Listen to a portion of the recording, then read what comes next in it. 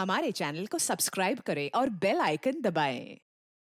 हाय, मैं हूं शिवाजी साटम और आप मुझे एसीपी प्रद्युमन के नाम से जानते हैं। For more episodes of CID, subscribe to live crime and hit the bell icon.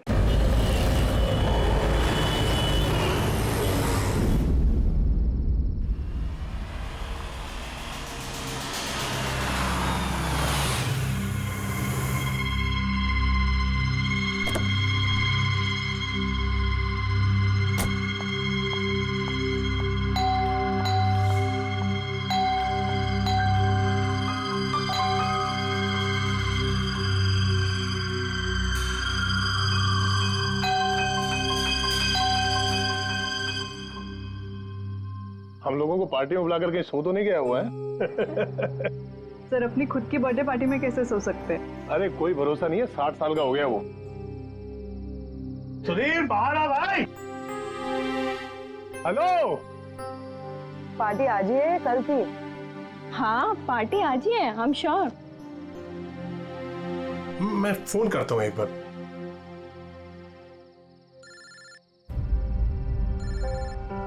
घंटी तो अंदर ही बज रही है, इसका मतलब अंदर ही है। तो फिर अंदर से कोई दरवाजे क्यों नहीं खोल रहे हैं? मैंने कहा ना, 60 साल का हो गया, बचपना नहीं गया इसका भी। Sudhir,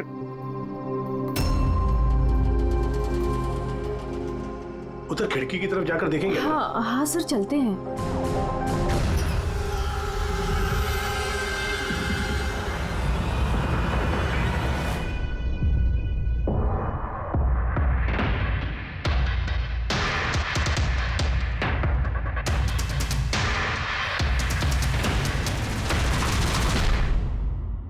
emergency medical card. इन्हें बादाम और फिश से एलर्जी थी।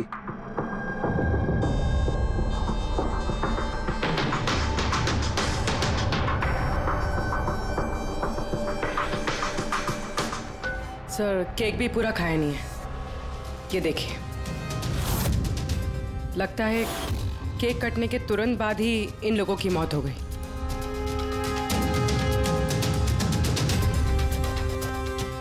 हाथापाई के कोई निशान नहीं है, सीधे गोली लगी है।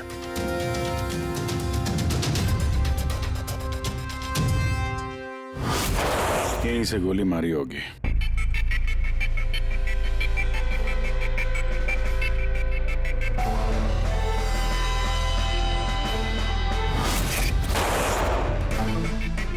चौथी लाश कहाँ है? अंदर है सर।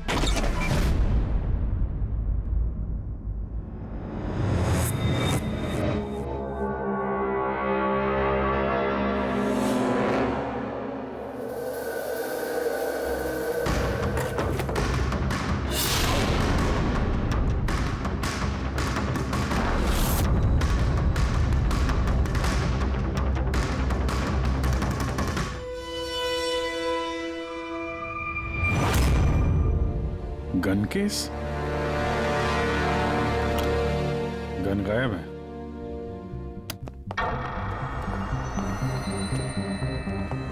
वैसे सर, इस हादसे को कितना टाइम हुआ होगा? इन चारों की मौत कल दोपहर में 2 बजे से 4 बजे के बीच में हुई। कौन लोग है ये, कुछ पता चला? हाँ सर, वो सुधीर जी हैं, आरके विप्स इंडस्ट्रीज के चेयरमैन। वो उनका बड़ा बेटा नील और ये उनका छोटा बेटा रितेश। और अंदर जो है वो सुधीर जी की वाइफ है, माया। सर, नील और रितेश दोनों आरके विप्स कंपनी के बोर्ड मेंबर थे, लेकिन कंपनी की हालत बहुत खराब थी, बंद होने पे आ गई थी। महीनों से बिल नहीं भरे और मार्केट का कर्जा नहीं चुकाया, बहुत सारे प्रॉब्लम थे। तो फिर यहाँ सेलिब्रेशन किस बात का हो रहा था? सर, सुधीर जी का 60th बर्थडे था। बर्थडे सेलिब्रेट कर रहे थे? तो और भी लोग आए होंगे ना यहाँ पे? ऑफिस के कुछ लोग आए थे सर, और उनसे पूछताछ करके उन्हें जाने दिया। ये सब लोग यहाँ एक साथ रहते थे क्या? नहीं नहीं सर, यहाँ पे तो सिर्फ सुधीर जी और माया रहते थे। सुधीर जी ने नील और रितेश के लिए अलग अलग बंगले खरीद के रखे थे, ये दोनों वहीं पे रहते थे। आज तो ये अपने डैड का बर्थडे मनाने के लिए आए थे। सर, शाम को बहुत बड़ी पार्टी होने वाली थी। केक काटने के कुछ मिनट बाद ही सबकी मौत हो गई। पार्टी प्लान करने वाली टीम आई थी यहाँ पर, किसी ने दरवाजा नहीं खोला तो वापस चली। मुझे लगता नहीं कोई बाहर से आया होगा। जो कुछ भी हुआ है इन चारों के बीच में ही हुआ है। नहीं, यहाँ घर में कोई नौकर वोकर तो होगा ना? है ना, नौकर है ना, लेकिन वो गाँव गया। सुधीर जी ने सिर्फ आज के लिए एक सर्वेंट हायर किया था। वो कल सुबह काम करके गया और पार्टी खत्म होने के बाद साफ सफाई करने आने वाला था। पार्टी खत्म होने से पहले ये सब खत्म हो गया। लगता तो ये मर्डर ही है। सॉरी डॉक्टर साहब, पर मुझे ऐसा लगता है कि इन चारों के अलावा यहाँ कोई पांचवा भी था जो बाहर से अंदर आया था। जरा ध्यान से देखो, यहाँ पे कहीं भी हाथापाई के कोई निशान नहीं है और हर चीज अपनी जगह पे है। ऐसा लगता है कि किसी ने केक में कुछ ऐसा मिला दिया था जिसे खा के चारों बेहोश हो गए। उसके बाद वो पांचवा आदमी घर के अंदर घुसा और उसने सबको गोली मारी। ये बस 100% मर्डर ही है। मर्डर और सुसाइड भी। सर तुम इतने यकीन से कैसे कह सकते हो? सही है। देखो, बाकी तीनों लाशों के पास स्ट्रगल का कोई भी निशान नहीं है सिवाय सुधीर जी के। पैर भी मुड़े हुए हैं, ब्लड लॉस ज्यादा है, तो ऐसा लगता है कि जब इनको गोली लगी तो ये जिंदा थे। अगर ये भी केक खा के बाकियों की तरह बेहोश होते तो उनकी तरह ही पड़े रहते। इन्होंने तीनों को गोली मारी और फिर खुदकुशी कर ली, ऐसा लगता है। अगर ऐसी बात है तो जिस गन से गोली चली वो गन कहाँ है? गन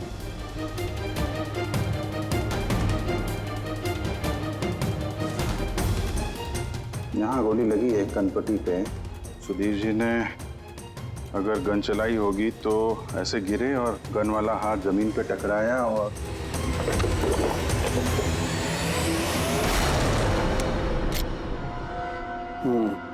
ये रही गन। सर, ये देखिए, रितेश का मोबाइल मिला है। सर, उसने केक काटने के बाद ही अपने सोशल प्रोफाइल पे सेल्फी अपलोड की। मैं कह रहा था ना, पांचवा कोई हो ही नहीं सकता है। सर पता नहीं क्यों मुझे अभी भी शक है। अब शक करना तो अपना काम ही है सर। एक काम करते हैं, जितने भी एविडेंस हैं, जितनी भी चीजें हैं, ब्यूरो लेके चलते हैं, देखते हैं एसीपी सर क्या कहते हैं। गड़बड़ लगती है सब। बस मुझे उन लोगों के पेट में केक के टुकड़े मिले, वो केक जो उन लोगों ने खाया था, और उस केक में सेडेटिव मिला हुआ था, नशीली दवाई। सेडेटिव इन्होंने खाया और बेहोश हो गए। चारों? नहीं, 3, नील, रितेश और माया। मुझे इन तीनों के ही पेट में सिर्फ केक के टुकड़े मिले। मतलब सुधीर जी ने वो केक खाया ही नहीं था? नहीं, सुधीर सिर्फ अकेला था जो गोली लगते वक्त होश में था। क्या सुधीर जी ने अपने बर्थडे पे केक नहीं खाया? नहीं खाया, क्योंकि उस केक में बादाम मिला हुआ था। लेकिन सर, उनके घर वालों को तो पता ही होगा कि उन्हें बादाम से एलर्जी थी। एग्जैक्टली। तो वो ऐसा केक लाए क्यों? अजीब है, बर्थडे सुधीर जी का और केक उन तीनों ने खाया। केक तीनों ने खाया, लेकिन वहां पर जो गन मिली है उसमें से 4 गोलियां चली हैं जो इन चारों को लगी। कमाल की बात यह है कि उस पर सुधीर की उंगलियों के निशान, और वो गन भी सुधीर जी के नाम पे ही रजिस्टर्ड है। तो सुधीर जी ने पहले उन तीनों को गोली मारी, फिर खुदकुशी कर ली। पर क्यों? बर्बादी से बचने के लिए। धंधा डूब रहा था, कर्जे बढ़ रहे थे, इसलिए अपने साथ पूरे फैमिली को भी मार डाला। और क्या वजह हो सकती है? हाँ सर, ऐसा ही लग रहा है। सुधीर जी जानबूझ के वो बादाम वाला केक लाए थे ताकि उन्हें खाना ना पड़े। उसने बाकी तीनों को सेडेटिव डाल के वो बादाम वाला केक खिला दिया और बेहोश होने के बाद उन्हें मार के खुद आत्महत्या कर ली। पूर्वी, वो रितेश ने जो फोटो अपलोड किया था नेट पर, तब लगा उसे। कितने बजे ली थी ये फोटोग्राफ? सर, 2:05। और अपलोड किया? सर, 2:07। सर उनको एक बात बता, केक खाने के कितनी देर बाद बेहोश हुए होंगे सब लोग? 20 से 25 मिनट, मतलब 2:30 या 2:35। और अंदाजन मौत का वक्त भी वही है सर, वो 2:30 से 2:45 बजे के बीच। मतलब सब कुछ हुआ है 40 मिनट के अंदर अंदर। 1 मिनट, ये क्या है? ये परछाई कैसी है? ये शैडो? ये चारों तो यहाँ खड़े, तो फिर वहां पे परछाई कैसे आई? वहीं जाकर देखना होगा कि ये शैडो कैसा है। 2:04। पर्दे वर्दे की पोजीशन सेम हो गई ना? बिल्कुल सर। पोजीशन ले लेते हैं। रेडी? 2, 2, 5 या। अरे इसमें तो कोई परछाई दिख नहीं रही। तो उसमें परछाई कहां से आ गई?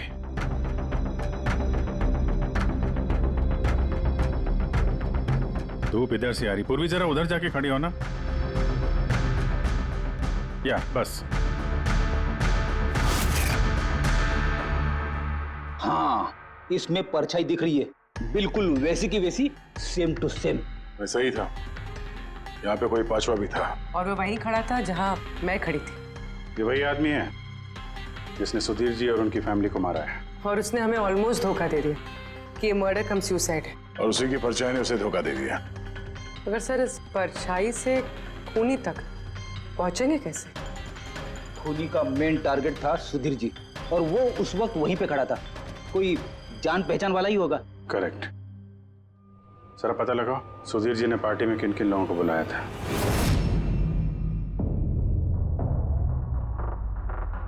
सर, मैं परी।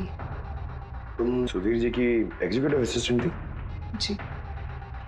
सर, मैं Janvi. Marketing head. Yes sir. जी, मेरा नाम जगन्नाथ है, मैं कंपनी का लॉयर हूँ। और सुधीर जी के पर्सनल लॉयर भी। जी हाँ, लेकिन आप लोग हमसे क्या जानना चाहते हैं? सुधीर जी की कंपनी में करीब 300 लोग काम करते हैं, लेकिन उन्होंने अपनी पार्टी में सिर्फ आप तीनों को बुलाया। ऐसा क्या खास रिश्ता था आप लोगों का सुधीर जी के साथ? सर, मैंने पहले भी कहा है कि मैं उनकी एग्जीक्यूटिव असिस्टेंट थी। तो एक एग्जीक्यूटिव असिस्टेंट के साथ इतने पर्सनल रिलेशन? सर, मैं सिर्फ उनका काम ही नहीं बल्कि उनकी पूरी लाइफ मैनेज करते थे। आई मीन पर्सनल और प्रोफेशनल दोनों। और उस दिन में मैं पार्टी मैनेज करने गई थी, सेलिब्रेट करने नहीं। और आप वकील साहब? सर, सुधीर और मैं बचपन के दोस्त हैं। उसका बर्थडे और मैं ना जाऊं ये कैसे हो सकता है?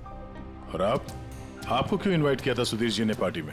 सर, मुझे सुधीर सर ने नहीं, नील ने इनवाइट किया था। मैं और नील बहुत अच्छे फ्रेंड्स थे। सी, आप उनका पूरा शेड्यूल मैनेज करती थी। तो पार्टी वाले दिन कोई मिलने आने वाला था? कोई मीटिंग वगैरह रखी थी आप लोगों ने? सर, उस दिन बैंक हॉलीडे था तो कुछ मीटिंग या अपॉइंटमेंट नहीं थी। और उनका बर्थडे था तो वो पूरा दिन अपनी फैमिली के साथ ही स्पेंड करना चाहते थे। कल दोपहर 2 और 3 के बीच में आप तीनों कहाँ थे? सर, मैं तो अपने घर पे ही थी, वी ब्लॉग बना रही थी। Vlog? Video blog. मेरा एक इंटरनेट चैनल है जिस पर मैं कुछ वीडियो बना के अपलोड करती हूँ। सर, मैं घर पे सो रही थी, मेरी तबीयत ठीक नहीं थी। सर, मैं अपनी फैमिली के साथ फिल्म देखने गया था। अच्छा, इधर हाल ही में सुधीर जी के बिहेवियर में कोई बदलाव देखा आप लोगों ने? हाँ सर, मैंने एक बात नोटिस की थी। सर, अभी से कुछ 1 महीने पहले हम लोगों की मीटिंग चल रही थी।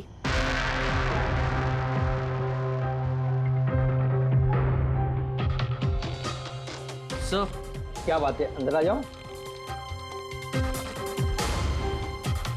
ठीक है, तुम जाओ।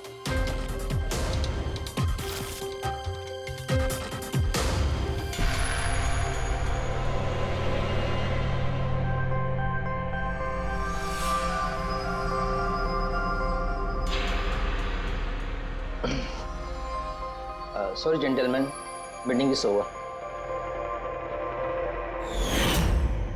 बच्चों के कपड़े? Yes sir.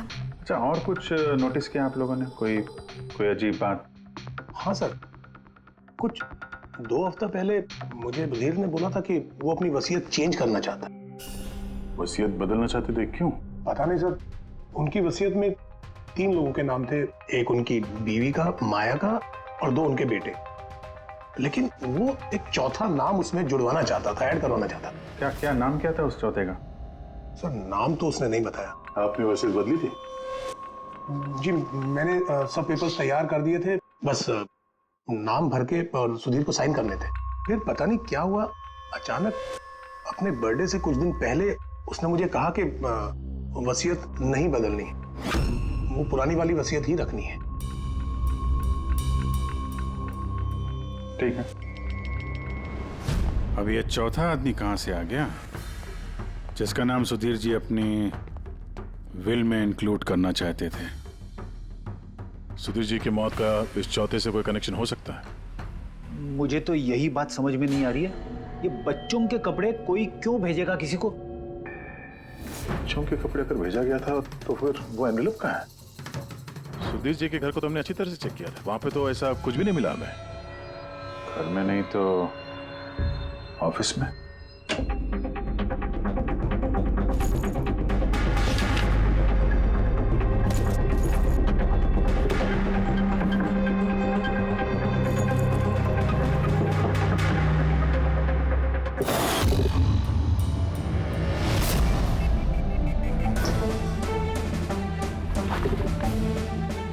मिल गया।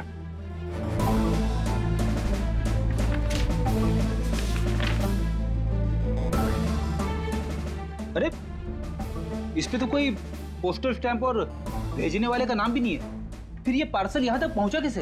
लगता है किसी ने एनवेलप सीधे कंपनी के पोस्ट बॉक्स में डाल दिया।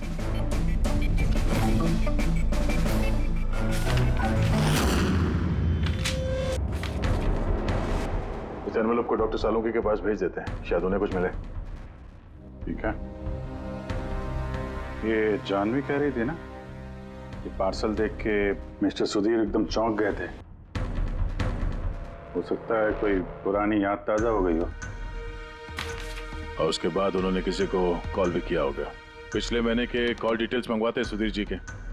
देखते हैं ये एनवेलप मिलने के बाद सुधीर जी ने सबसे पहले फोन किसको किया था। सुधीर का फोन आया था एक अरसे के बाद।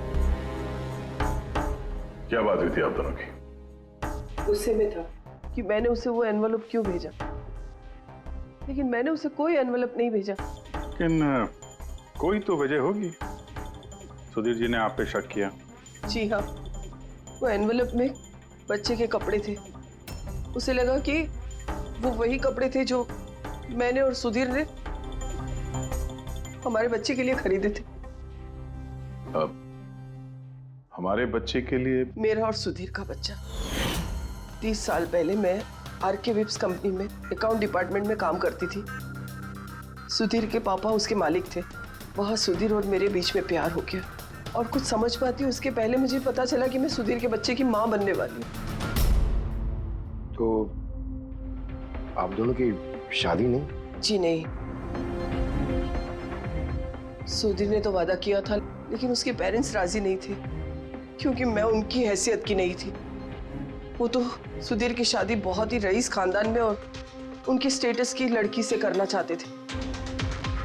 फिर उसके पेरेंट्स ने और फैमिली ने बहुत कोशिश की उससे, मुझे, यहाँ तक कि मेरी फैमिली को समझाने की कि मैं बच्चा गिरा दूं, लेकिन मैंने भी ठान लिया था कि चाहे कुछ भी हो जाए मैं बच्चे को जन्म दूंगी। 15 मार्च 1990 को मेरा बच्चा इस दुनिया में आया, लेकिन आते ही वो मर गया। जिस बच्चे को गोद में खिलाना था, छोटे छोटे कपड़े पहनाने थे उसे, कुछ नहीं कर पाई मैं। मुझे लगा था कि ऐसे वक्त में तो सुधीर मेरे साथ होगा, मेरा साथ देगा, लेकिन उसने तो इसके पहले मुझसे बात करने तक छोड़ दी थी। उसी महीने में उससे माया से शादी भी कर ली। तो इसीलिए आपने आज तक शादी नहीं की और यहाँ अकेली रह रही? जी हाँ। सुधीर जी ने आपके साथ जो कुछ भी किया उससे बहुत तकलीफ हुई होगी आपको। बहुत नफरत करती थी आप उनसे? मुझसे ज्यादा नफरत उससे और कौन कर सकता है। उन्होंने आपको आपका हक नहीं दिया तो आपने जायदाद में अपना हिस्सा मांग लिया। जब जायदाद में भी हिस्सा देने से मना कर दिया तो आप गुस्सा हो गई और मार दिया उसे। मैंने उसे नहीं मारा, और मैं उसे क्यों मारूंगी? मैं तो चाहती थी कि वो जिंदा रहे और जिंदगी भर तड़पे। जिस दिन सुधीर जी की मौत हुई थी, उस दिन 2 से 3 के बीच में आप कहाँ थे? मैं घर पे ही थी। आपके पास कोई विटनेस, कोई गवाह? कोई सबूत नहीं है। हेलो, हाँ सर। ओके सर, हाँ साथ में ही सर, मैं अभी बोलता हूँ। जी yes sir. Sir Salunke sir forensic बुला रहे हैं, जल्दी कह रहे हैं कि कुछ दिखाना है। सुनोगे तो यकीन नहीं आएगा बॉस। उस एनवेलप की जब मैंने अच्छी तरह से जांच की तो मुझे फिंगरप्रिंट्स तो किसी के नहीं मिले, लेकिन उस एनवेलप पे से मुझे डीएनए के लिए सैंपल मिल गया। जिस किसी ने भी वो एनवेलप भेजा उसने शायद मुंह से थूक लगा के उसे सील किया है, और इसीलिए मुझे उस एनवेलप पर से सलाइवा के ट्रेसेस मिल गए जिससे डीएनए प्रोफाइल बनाया जा सकता। लेकिन सर डीएनए टेस्टिंग के लिए तो 4-6 हफ्ते लग जाते हैं। हाँ, और मैं 5 दिन के लिए जा रहा हूँ दिल्ली एक कॉन्फ्रेंस में, लेकिन उससे पहले मैंने कुछ प्राइमरी टेस्ट कर लिए। अब क्या निकला सर आपके इस टेस्ट में? इस टेस्ट से मुझे पता लगा है कि ये जिस किसी का भी डीएनए उसका डीएनए सुधीर जी के डीएनए के साथ मैच करता है। क्या? इसका मतलब है कि इसका मतलब ये है कि जिसने भी ये एनवलप भेजा है वो सुधीर का कोई खून का रिश्तेदार है। मतलब सुधीर का कोई अपना सुधीर को ही ब्लैकमेल कर रहा है। पर कौन हो सकता है? सर, अदिति के पेट में जो बच्चा था उस वक्त वो तो मरा हुआ पैदा हुआ था। हाँ, और सर बचे सुधीर जी के बेटे रितेश और नील। कहीं उन दोनों को सुधीर जी और अदिति का राज पता तो नहीं चल गया था? क्या पता उसी के लिए ब्लैकमेल कर रहे हो उन बच्चों के कपड़े भेज के। अच्छा सर, वो जो बच्चों के कपड़े मिले थे वो वाकई पुराने हैं या फिर मैले कुचेले करके पुराने दिखाने की कोशिश की गई? मैंने उन्हें स्पेशलाइज्ड लैब में चेक करने के लिए भेज दिया, जल्दी पता लग जाएगा। वैसे पूरी सुधीर के बेटों के बारे में क्या पता चला? क्या करते थे वो? सर 1 साल पहले सुधीर जी ने अपने बेटों को अपनी ही कंपनी में बोर्ड मेंबर बनाया था और उसी के बाद से कंपनी लॉस में जाने लगी। वो दोनों कंपनी के पैसों पे खुद ही ऐश करते थे, महंगी महंगी गाड़ियाँ, बड़े बड़े शौक, सब कुछ करते थे सिवाय काम के। लेकिन सर सुधीर जी अपने बेटों से बहुत प्यार करते थे, दोनों के लिए अलग अलग बंगले। तो कहीं ऐसा तो नहीं कि उन दोनों ने ही वो एनवेलप लेटर बॉक्स में डाला? ये बात समझ में नहीं आ रही है, लेकिन ये ब्लैकमेलिंग क्यों? अरे यार पैसों के लिए, कंपनी डूब रही थी। करेक्ट। कंपनी कंगाल होने से पहले जो कुछ समेट सकते हो समेट लो। अगर ये सुधीर के दोनों बेटे अपने बाप को पैसों के लिए ब्लैकमेल कर रहे थे तो जरूर उनके बैंक अकाउंट्स में पैसे तो आए होंगे, बड़ी रकम आई होगी। एक काम करो, इन दोनों के कंपनी अकाउंट, पर्सनल अकाउंट सब चेक करो, देखो कोई बड़ी रकम आई थी क्या। सर कुछ मिला है? आरके वेब्स इंडस्ट्रीज के अकाउंट से करोड़ों रुपए ट्रांसफर हुए हैं। किसके अकाउंट में ट्रांसफर हुआ है? एक मिनट देखता हूँ सर। ये रितेश या नील का अकाउंट ही होगा? नहीं सर, ये प्राइवेट अकाउंट है, रेचल के नाम पे। कौन से पैसे? आप लोग क्या बोल रहे हैं? मुझे कुछ नहीं पता। कौन से पैसे? वही पैसे जो आरके वेब्स के अकाउंट से तुम्हारे पर्सनल अकाउंट में ट्रांसफर हुए हैं। अब कुछ याद आया? वो तो मेरी सैलरी है, मैं वहां पर काम करती थी। Salary 11 crore salary? हाँ, वो भी सिर्फ 2 हफ्तों का। उस हिसाब से तो तुम्हारे महीने की सैलरी 22 करोड़ रुपए हो गई। क्या काम क्या करती हो तुम? ब्लैकमेलिंग का काम। तुम और रितेश मिलकर सुधीर जी को ब्लैकमेल कर रहे थे। देखो रेचल, हम अच्छी तरीके से जानते हैं कि तुमने आरके विप्स में एक दिन भी काम नहीं किया है। अब सीधे सीधे सच बोलोगी या? रितेश नहीं रहा है, उसके हिस्से की जितनी भी सजा है ना वो तुम्हें ही मिलेगी। ब्लैकमेलिंग और एक्सटॉर्शन की सजा जानती हो तुम? मैंने किसी को ब्लैकमेल नहीं किया है। तो क्या सुधीर जी ने तुम्हें 11 करोड़ ऐसे ही खैरात में दिए? सुधीर अंकल ने वो पैसे ट्रांसफर नहीं किए थे। तो फिर किसने किया? मेरे बॉयफ्रेंड रितेश ने। उसने कहा कि कुछ दिनों के लिए वो अपनी कंपनी के पैसे कहीं और रखना चाहता है। कहीं और? क्यों? पता नहीं, और मैंने पूछा भी नहीं। तुमने रितेश से पूछा नहीं, और जब रितेश मर गया तो पुलिस को बताया नहीं? मुझे लगा रितेश तो रहा नहीं, तो पैसे मैं ही रख लेती, किसी को क्या पता चलेगा। आखिर सुधीर और उसकी फैमिली को मारा किसने होगा? परी तो वीडियो बना रही थी, फिर जानवी बीमार थी और जगन्नाथ अपने फैमिली के साथ फिल्म देख रहा था। आदिति के बारे में कुछ समझ में नहीं आ रहा है। और फिर कौन हो सकता है जिसने सुधीर को वो एनवेलप भेजा, वो पैकेज भेजा?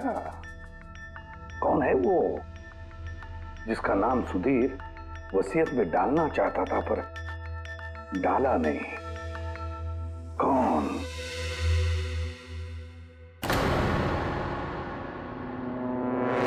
फ्रिज में दूसरा केक कहां से आया?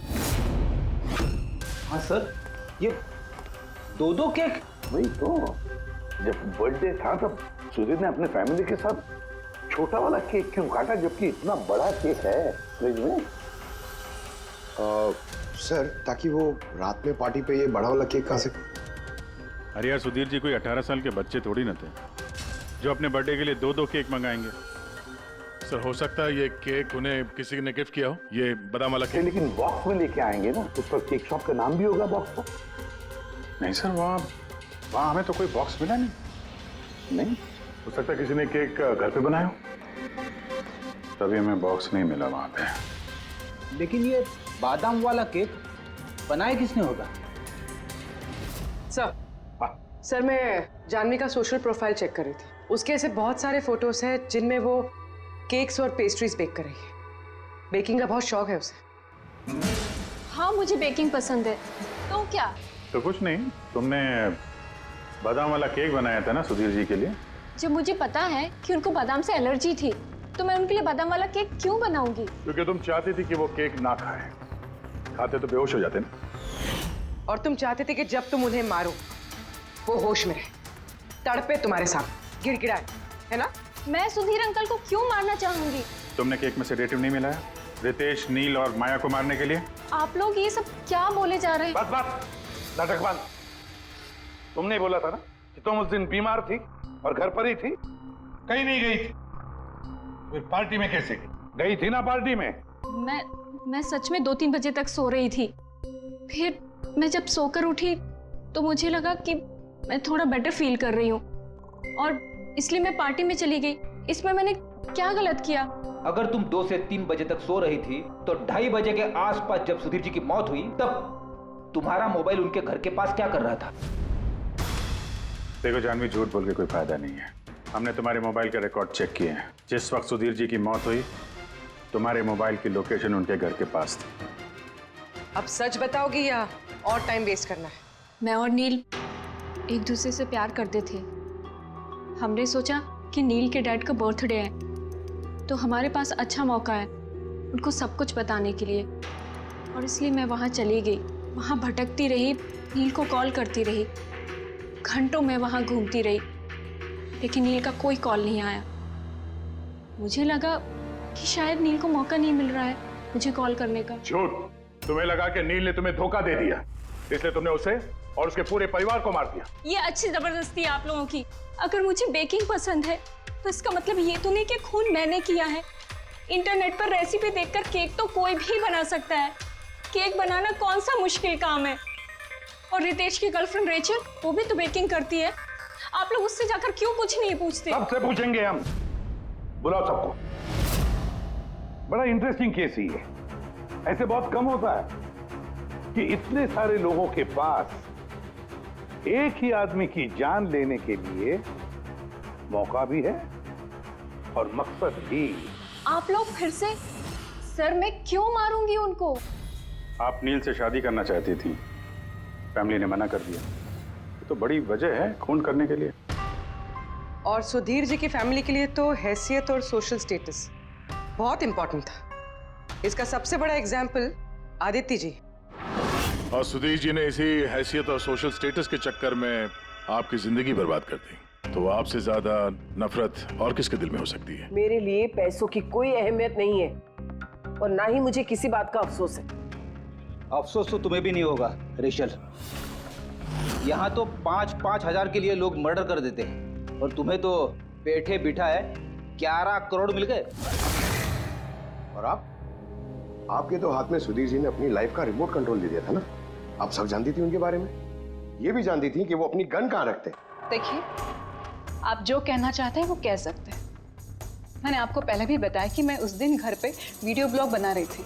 चाहे तो आप मेरा मोबाइल भी चेक कर सकते हैं। हाँ बिल्कुल, लाइए पता तो चले वीडियो ब्लॉग कैसे बनाया जाता है।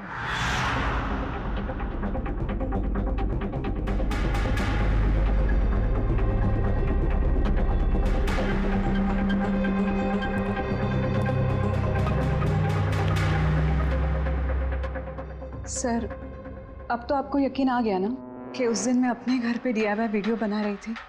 DIY मतलब? Do it yourself. सर, मैं अपने इंटरनेट चैनल पे लोगों को रोज के काम करने के इजी तरीके बताती हूँ। Do it yourself. सर, हाँ, न्यूज़पेपर देखिए। डेट भी वही है। हाँ है तो वही।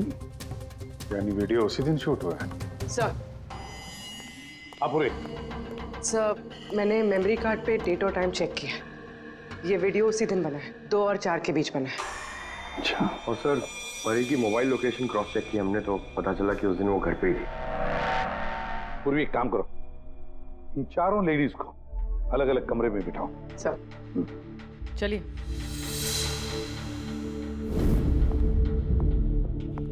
सर आप क्या सोच रहे हैं? सारे सबूत तो उसके सपोर्ट में है। मुझे तो इस केस में अंधेरा छाता हुआ नजर आ रहा है। फिर एक बात तो पक्की है ना कि जब अंधेरा होता है तब परछाई नहीं होती, लेकिन मुझे लगता है ये सारा का सारा केस परछाइयों का ही खेल है। सनडायल जानते हो ना? सनडायल। सनडायल वो सूरज की रोशनी किस दिशा में होती है उसके मुताबिक टाइम बताते हैं उससे। हाँ, मतलब सनडायल एक ऐसी चीज है जिससे हमें आकाश में सूरज की जगह पता चल सकती है, जिसकी वजह से हम वक्त का अंदाजा लगा सकते हैं। अब देखो, धरती हमारी घूमते रहती है, उस हिसाब से सूरज की जगह भी बदलने लगती है, जिसकी वजह से सनडायल पर परछाई की पोजीशन भी बदलते रहती है। अब ये तो समझ में आ गया सर, मगर इसका इस केस से क्या लेना देना? लेना देना है फ्रेडी। परी, ये सारे सबूत हमने परी से इकट्ठा किए ना, लेकिन परी एक ऐसी व्यक्ति है जो सारे एविडेंसेस को मैनिपुलेट कर सकती है, मेमोरी कार्ड में डेट भी बदल सकती है, सारे एविडेंसेस कंट्रोल कर सकती है, मगर सूरज को कंट्रोल नहीं कर सकती है। परी भूलती है कि सूरज कभी भी गलत वक्त नहीं बताएगा। मतलब ये परी ने वीडियो में डेट और टाइम दोनों चेंज कर दिया? बदल दिया होगा भी या नहीं, लेकिन अब हम इन परछाइयों से पूछेंगे कि क्या परी झूठ बोल रही है या सच बोल रही है। करेक्ट। ये सेटिंग बिल्कुल वैसी हो गई जैसे परी की वीडियो में थी, और धूप भी लगभग वैसा ही है जैसे उस दिन था। सिर्फ परी की जगह पूर्वी खड़ी है। सर हम लोग यहाँ पे करने क्या वाले? अगले 6 घंटे तक पूर्वी को यहीं पे इसी जगह खड़ा रहना पड़ेगा जैसे वीडियो में परी खड़ी। हमें ये देखना है कि अगर परी सही बोल रही है तो 2 से 4 बजे के बीच पूर्वी के चेहरे पे ठीक उसी जगह से धूप आएगी जैसे परी के चेहरे पे थी। और अगर सर मेरी परछाई परी की परछाई से मैच नहीं हुई तो देखते हैं। कैमरा ऑन करो।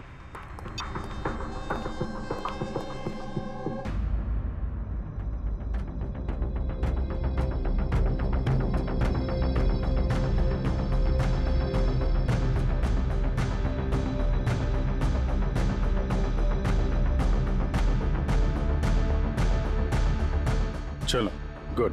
ओके पूर्वी रिलैक्स। सर क्या है वीडियो में? देखने दो यार।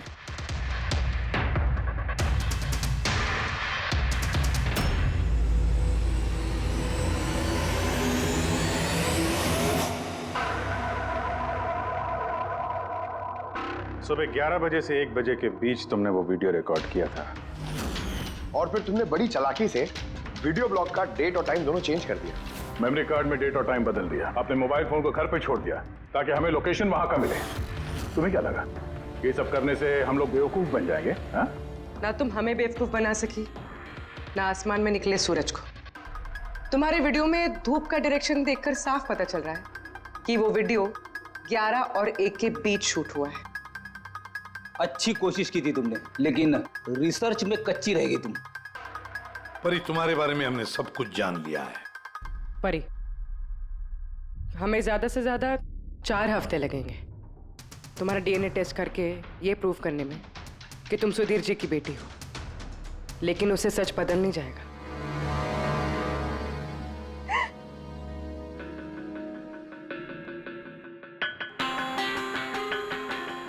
मैं उन्हें मारना नहीं चाहती थी, मैं बिल्कुल उन्हें मारना नहीं चाहती थी। मैं बस इतना चाहती थी कि वो मुझे अपना ले। बचपन से लेकर आज तक मैं अनाथ आश्रम में पली हूं ना, तो बस एक फैमिली चाहिए थी मुझे। तुम्हें सुधीर जी के बारे में पता कैसे चला? वो मेरे बचपन के कपड़ों की वजह से, उन कपड़ों पर हॉस्पिटल का कार्ड था, वो निकालना भूल गए थे। उसी कार्ड पर पापा का नंबर भी था। मैंने पापा को बहुत ढूंढा था। फिर लास्ट ईयर मुझे उनकी कंपनी के बारे में पता चला। लेकिन तुमने उनकी कंपनी क्यों ज्वाइन की? तुम तो चाहती कहीं भी सुधीर जी से मिलकर बता सकती थी कि तुम उनकी बेटी हो। लेकिन मैं पहले उन्हें जानना चाहती थी, मिलना चाहती थी। फिर धीरे धीरे मुझे पता चला कि वो पूरे इंसान नहीं है, वो दिल के अच्छे हैं। तब मुझे ऐसा लगा कि शायद उस वक्त के हालात खराब होंगे, इसलिए उन्होंने मुझे अनाथ आश्रम में भेज दिया था।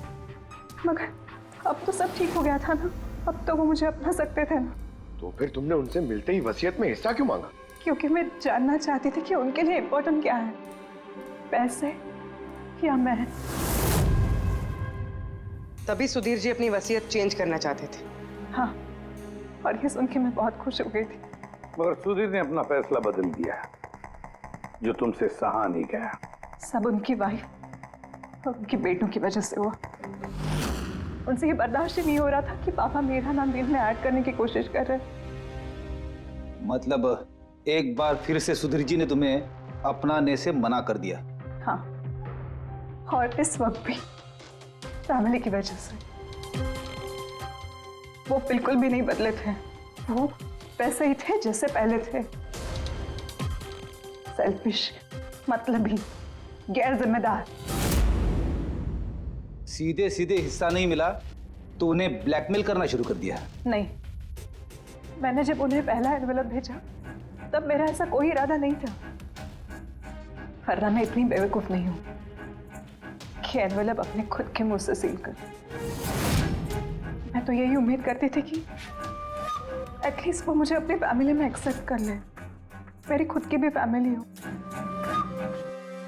और इसीलिए अपने पापा के बर्थडे के दिन नशीली दवाई वाला बादाम का केक लेकर उनके घर पे गई।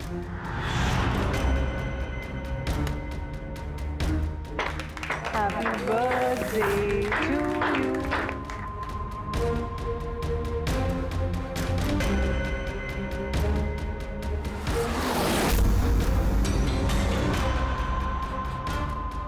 मुझे एलर्जी है।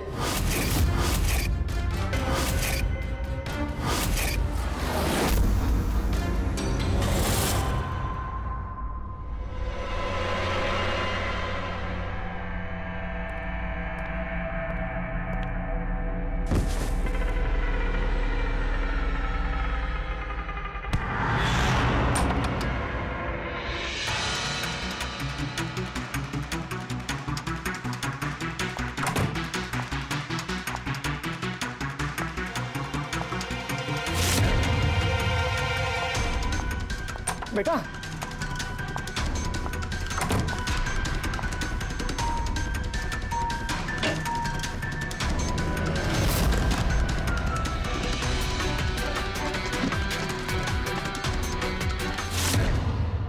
तुम सुधीर जी की पूरी फैमिली खत्म करना चाहती थी ना? तुम्हारा मकसद पूरा हो गया। अब तुम्हारे साथ उनकी फैमिली का आखिरी मेंबर भी खत्म हो जाएगा। जेल जाने से पहले हम तुम्हें किसी से मिलवाना चाहते हैं।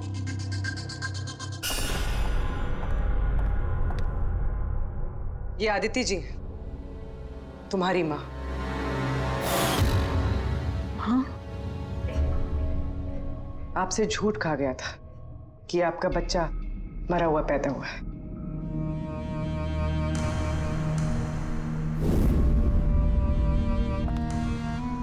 हाँ।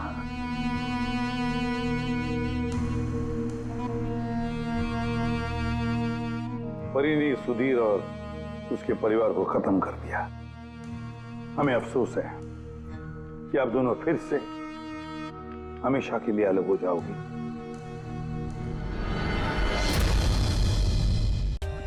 For more updates, subscribe to our channel, click the show links and enjoy watching the videos.